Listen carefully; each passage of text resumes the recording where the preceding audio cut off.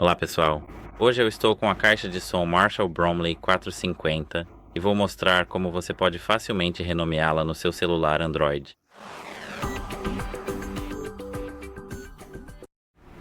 Primeiro você precisa abrir as configurações. Aqui vai direto para dispositivos conectados. Agora, toque neste ícone de engrenagem ao lado da sua caixa de som e aqui toque neste ícone de lápis para editar o nome. Agora você pode adicionar o que quiser. Eu não sei se você pode adicionar emojis. Eu realmente não acho que seja possível. Ok, pelo que vejo, você pode adicionar emojis. Então sim, você pode adicionar qualquer coisa. Se você tiver certeza de que esse é o nome que deseja, basta tocar aqui no botão Renomear. E é isso. Até logo.